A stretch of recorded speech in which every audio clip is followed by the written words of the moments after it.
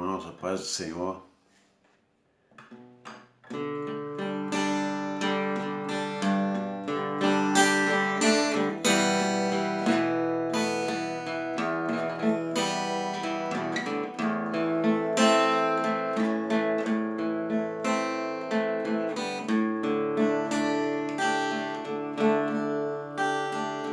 Teus olhos revelam que eu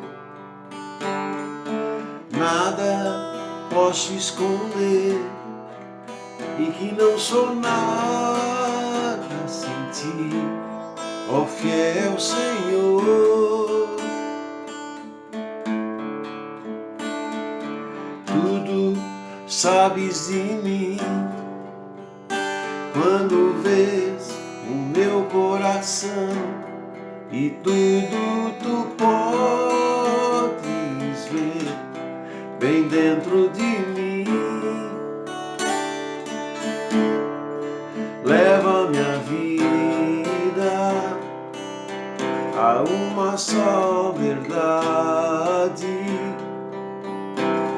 pois quando me olhas nada posso ocultar. Sei que é tua fidelidade que leva minha vida mais e mais do que eu posso imaginar.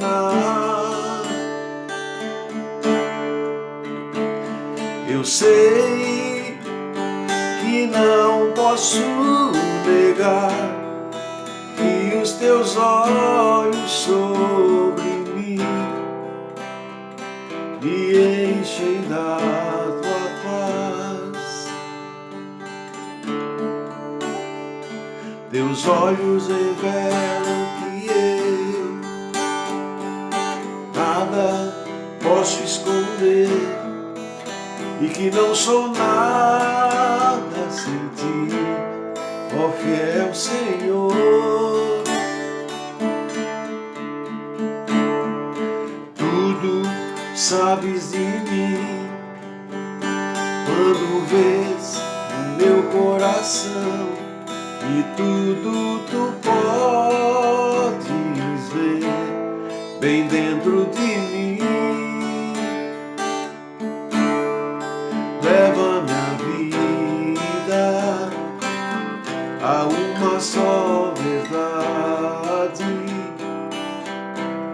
pois quando me olhas nada posso ocultar. Eu sei que é tua fidelidade que leva minha vida mais e mais do que eu posso imaginar. Sei que não posso negar que os teus olhos sobre mim me enchem da tua paz, e os teus olhos sobre mim me enchem da tua paz.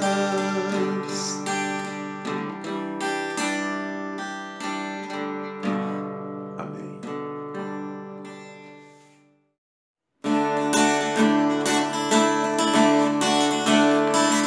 Sal, sal, sal, somos sal da terra. Luz, luz, luz, somos a luz do mundo. Sal, sal, sal, somos sal da terra. Luz, luz, luz, somos a luz do mundo. E não se pode esconder uma cidade edificada sobre os montes. Nem se acende a candeia e se coloca debaixo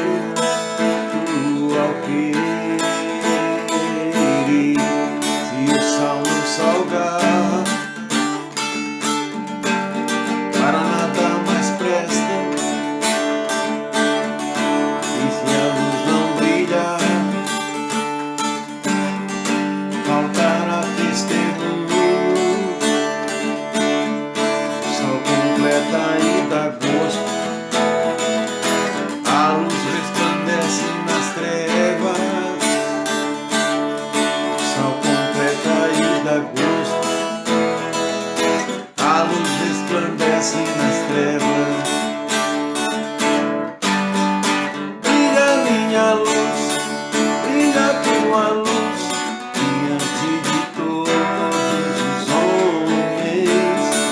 Brilha minha luz, brilha tua luz diante de todos os homens.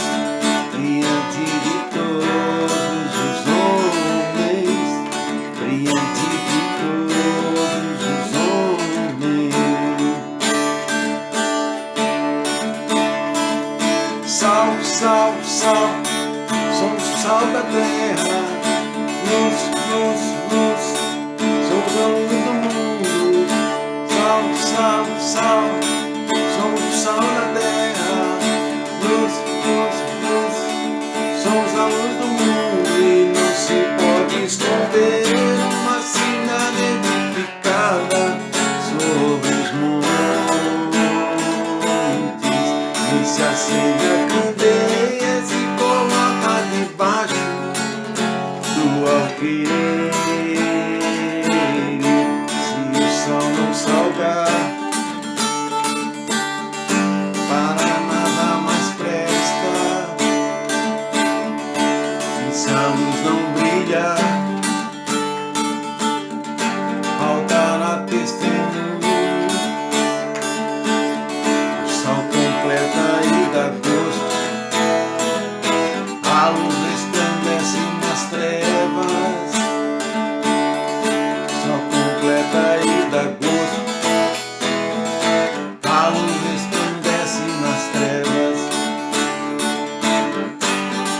Brilha minha luz, brilha tua luz diante de todos os homens. Brilha minha luz, brilha tua luz diante de todos os homens. Brilha minha luz, brilha tua luz diante de todos os homens. Diante de todos os homens. Diante de todos os homens.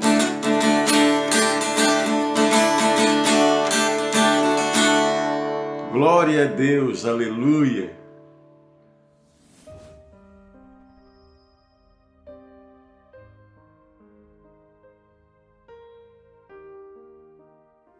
Olá, queridos, tudo bem com vocês? Chegamos a mais uma segunda-feira e, como de costume, estamos nos reunindo virtualmente. Nós somos os homens da Luterana Renovada. Você que não nos conhece, nossa igreja fica no bairro Pio Correia.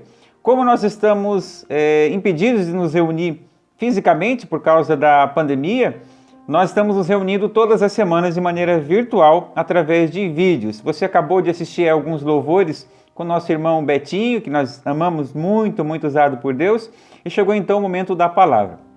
Quero compartilhar com vocês sobre um tema: como manter o caráter em tempos de crise. Como eu e você, homem, podemos manter o nosso caráter, a nossa retidão, a nossa integridade, mesmo em momentos de dificuldades. Nesses momentos que temos que, como homens, como provedores, tomar decisões que podem impactar na nossa família.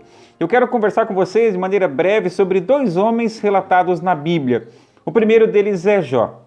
No livro de Jó, no capítulo 1, versículo 1, fala o seguinte: havia um homem na terra de Uz, cujo nome era Jó, homem íntegro e reto, temente a Deus e que se desviava do mal. Jó era um homem justo, era um homem correto, era um homem fiel, era um homem honesto, era um homem que fazia as coisas da maneira correta. Era um homem muito abençoado por Deus. Ele tinha 7 filhos homens, 3 filhas mulheres. A Bíblia fala que ele tinha 7.000 ovelhas, 3.000 camelos, muitos empregados e que era o homem mais rico do Oriente na sua época. Era um homem muito próspero, nós podemos dizer inclusive muito rico, e era um homem muito correto. Só que nós conhecemos a história de Jó e sabemos que ele passou por momentos de muita dificuldade. Ele perdeu todos os seus filhos. Ele perdeu a sua saúde, ele perdeu todas as suas riquezas. Mas a Bíblia fala no versículo 20 do capítulo 1 o seguinte: então Jó se levantou, rasgou o seu manto, rapou a cabeça e lançou-se em terra e adorou. E disse: nu saí do ventre de minha mãe, e nu voltarei. O Senhor o deu, e o Senhor o tomou. Bendito seja o nome do Senhor. Em tudo isto, Jó não pecou, nem atribuiu a Deus falta alguma. Nós conhecemos a história de Jó e nós sabemos que, aos olhos humanos, Jó ele tinha motivos para culpar a Deus, não é verdade? A Bíblia fala que Jó passou por tudo isso por culpa de Satanás, mas por permissão de Deus. Então, aos olhos humanos, Jó ele tinha o direito, vamos dizer assim, de culpar a Deus. Mas Jó não fez nada disso, porque ele era um homem reto. Ele não culpou a Deus, ele continuou adorando a Deus. A Bíblia fala que ele estava sentado, raspando ali as suas feridas na sua pele com um caco, e a sua mulher apareceu para ele e disse: olha, você ainda guarda a sua retidão, a sua fidelidade a esse Deus? Amaldiçoa esse Deus e morre. Não te resta mais nada a fazer, nem adorar esse Deus, apenas a morte. A Bíblia fala que Jó ele não pecou contra Deus. A Bíblia também nos conta, se você ler nos 42 capítulos de Jó, que 3 amigos de Jó se aproximaram dele, se condoeram dele, estiveram com ele durante um tempo, só que eles também culparam a Jó. Esses amigos começaram a dizer: olha, Jó, você está passando por isso porque com certeza você fez alguma coisa errada. E a Bíblia fala que Jó não culpou esses amigos. E no capítulo 42, no versículo 10, a Bíblia fala que Deus mudou a sorte de Jó enquanto ele orava por seus amigos. Esses 3 amigos que falaram de Jó, que criticaram a Jó, no final da história, Deus chamou os 3 e disse: olha, vocês não foram corretos, vocês falaram coisas de Jó que não deveriam falar. Então agora, para que eu não venha com justiça sobre vocês, vocês vão chamar Jó, vocês vão fazer um sacrifício de adoração a Deus, porque era dessa forma que se fazia naquela época, e vocês vão pedir para Jó que ore por vocês. Então aqueles 3 amigos que haviam falado mal de Jó, tiveram que procurar Jó, Jó teve que orar por eles, e a Bíblia fala no versículo 10 do capítulo 42, que Deus mudou a sorte de Jó, enquanto ele orava, de certa forma aí, perdoou, os seus amigos. Enquanto Jó orava pelos seus amigos, aqueles que tinham criticado a ele, Deus restaurou a sorte de Jó. Deus abençoou a Jó, Deus deu novamente filhos a Jó, Deus o prosperou, Deus o abençoou. O que eu aprendo com isso? Em momentos de dificuldade, em momentos de perda, nós precisamos guardar o nosso caráter, guardar a nossa fidelidade a Deus, orar pelos nossos inimigos, manter a nossa fé e a nossa confiança em Deus. E no capítulo 39 de Gênesis fala o seguinte: José, versículo 1, José foi levado ao Egito e Potifar, oficial de Faraó, comandante da guarda egípcio, comprou dos ismaelitas que o tinham levado para lá. O Senhor era com José, que veio a ser homem próspero e estava na casa de seu senhor egípcio. Vendo Potifar que o Senhor era com ele e que tudo o que ele fazia, o Senhor prosperava em suas mãos, logrou mercê José perante ele, a quem servia, e ele o pôs por mordomo de sua casa e lhe passou a mão tudo o que tinha. E desde que o fizera mordomo de sua casa e sobre tudo o que tinha, o Senhor abençoou a casa do egípcio por amor de José. A bênção do Senhor estava sobre tudo o que tinha, tanto em casa quanto no campo. José foi vendido pelos seus irmãos, e é engraçado porque José era muito fiel ao seu pai. José obedecia o seu pai. Quando seus irmãos faziam alguma coisa errada, José contava para o pai. Mas por causa da inveja e do medo, porque o seu pai Jacó amava muito a José e deixava claro que amava José. Deu a ele uma túnica, uma roupa de mangas compridas, bem colorida, que não era comum naquela época, e os seus irmãos então ficaram com muita inveja de José e com medo de que quando seu pai morresse, José se tornasse senhor deles, que o seu pai desse a herança, desse o governo da família para José. Eles então decidiram matar José. Quando José foi no campo a visitar seus irmãos agarraram José, primeiro iriam matá-lo, mas depois o lançaram numa cova. Quando chegaram essa caravana de ismaelitas, eles arrancaram José, tiraram aquela túnica de José, rasgaram aquela roupa, demonstrando a sua raiva, venderam o seu irmão José como escravo, algo terrível para a época e ainda hoje. Mataram um animal, sujaram a roupa de José, a túnica de sangue, e entregaram para o seu pai dizendo: olha, essa não é a túnica de José. E Jacó sofreu muito porque ele amava José, e José então foi ser escravo no Egito. Nós lemos aqui que José foi vendido para Potifar, o homem que era oficial do exército de Faraó, o homem que era comandante da guarda dos egípcios, de Faraó. E a Bíblia fala que Potifar então colocou José como seu mordomo, cuidando da sua casa. E nós lemos aqui que Deus foi com José, Deus era com José. Tudo que José fazia, Deus prosperava. Potifar então viu que tudo que José colocava a mão para fazer, ele era bem sucedido. E Potifar colocou José como mordomo, como administrador da sua casa e de tudo que tinha, tanto na casa quanto no campo. E a Bíblia fala que desde que Potifar fez isso, Deus abençoou muito a Potifar. O que nós entendemos aí? Que José, ainda como escravo, continuou sendo fiel ao Senhor, continuou servindo a Deus, mesmo sendo escravo. E o pior ainda aconteceu. A esposa de Potifar tentou a José, José não quis adulterar com ela e ele foi então parar na prisão, injustiçado, condenado injustamente à prisão. Talvez outra pessoa no lugar de José iria ficar amargurado, não ia querer mais fazer nada, mas José não era assim.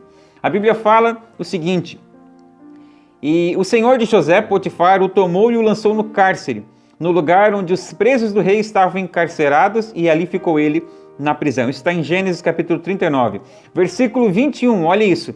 O Senhor, porém, era com José, e lhe foi benigno, e lhe deu mercê perante o carcereiro, o qual confiou às mãos de José todos os presos que estavam no cárcere, e ele fazia tudo quanto se devia fazer ali. E nenhum cuidado tinha o carcereiro de todas as coisas que estavam nas mãos de José, porquanto o Senhor era com ele, e tudo o que ele fazia, o Senhor o prosperava.